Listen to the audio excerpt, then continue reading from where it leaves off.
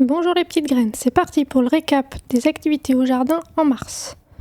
Donc déjà on a eu le plaisir de voir les narcisses fleurir. Là je vous présente du coup le plan de mon potager. Donc en haut à droite c'est la planche où il y a les oignons, l'échalote et l'ail. Donc ça démarre bien, hein, l'ail.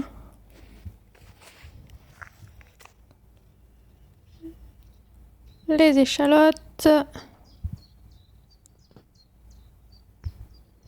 et tout au fond les oignons. Ensuite on passe à la planche où il y a les épinards, ça lève tranquillement. Les petites salades en mode survie. Donc ensuite ça c'est la planche des pois mange-tout. Et tout en bas les fèves. Par contre je me fais dégommer mes pieds, ils sont coupés à la base. Si quelqu'un peut me dire ce qui peut provoquer ça. Pour rappel, tout en haut la petite bande de petits fruitiers. Là c'est où j'ai placé mes composts mobiles. Là il y a la mare. Et là c'est la zone où j'ai mis mes nouveaux bacs en métal.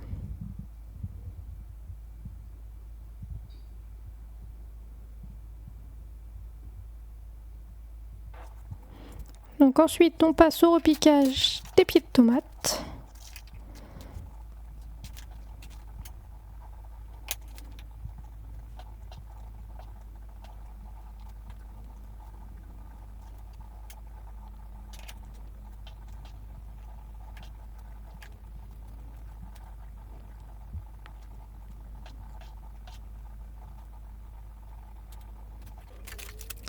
Pour les arroser, je procède par bassinage.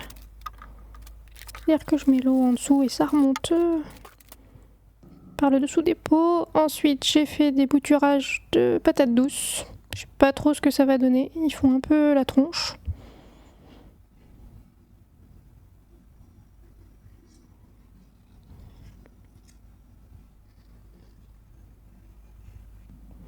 Ensuite, j'ai mis la chayote en pot. Et après quelques jours, il y avait déjà des petites racines qui apparaissaient.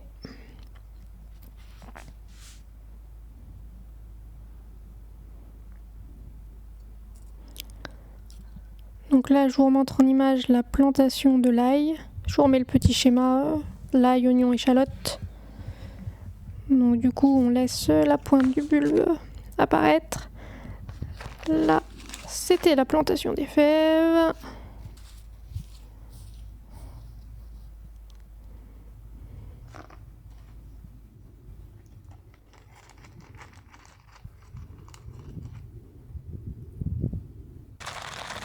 Les pois mangent tout.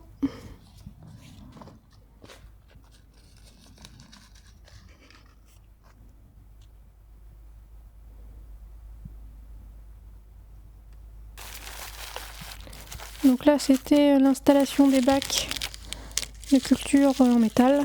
Donc le plus pénible, c'est d'enlever ces espèces de plastique là. Surtout quand il y a des petits bouts qui suivent pas le reste. En parallèle, je vous montre, j'ai mis un petit coup de grelinette, mais alors la terre est encore beaucoup trop compacte. Bon, je vais laisser encore un peu sécher avant de bien travailler cette zone.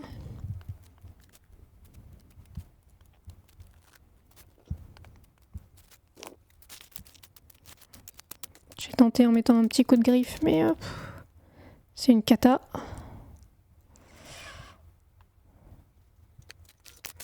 Donc du coup, j'ai juste posé les bacs temporairement pour voir ce que ça donne.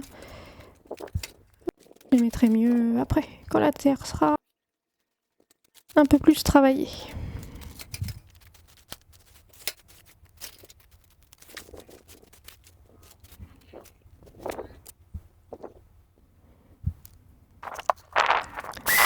Bon, je vous remonte le petit tuto sur les composteurs mobiles. Donc c'est vite fait en 3 minutes, hein. Ça coûte pas très cher. Une bassine comme ça, là, ça vaut entre 7 et 9 euros. Et c'est pratique parce que du coup on peut les bouger sur les différentes zones. Donc là au niveau remplissage, comme un composteur classique. Et puis après on met le couvercle dans ce sens là pour que l'eau de pluie puisse tomber à l'intérieur, et quand il y a du vent on peut le retourner Et comme il y a les petits crochets de la poubelle, ça évite que ça s'envole au fond du jardin.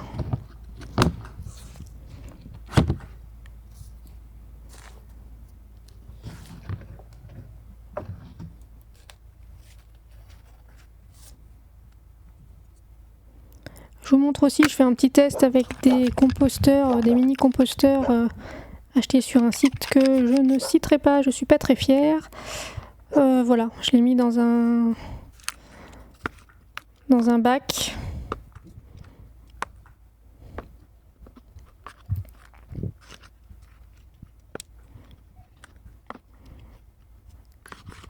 On fera un retour en fin de saison, voir si ce genre de truc a vraiment une utilité.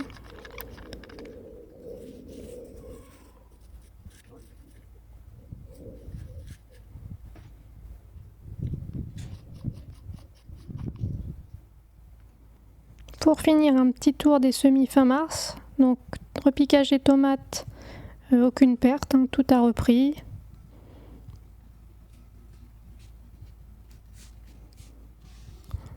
Le semis de carotte n'a pas encore levé, mais bon, c'est un petit peu long, c'est pas étonnant. Ça, c'était le deuxième repiquage de poivrons. Les premiers se portent très bien, c'est plutôt des beaux plants. À l'extérieur, quelques semis de fèves et de pois mange-tout pour éviter de se faire dégommer par les limaces. Quelques petites salades.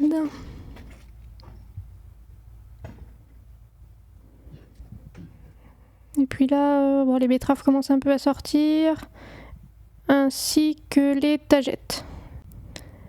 Voilà, c'est tout pour le récap de mars. À bientôt les petites graines!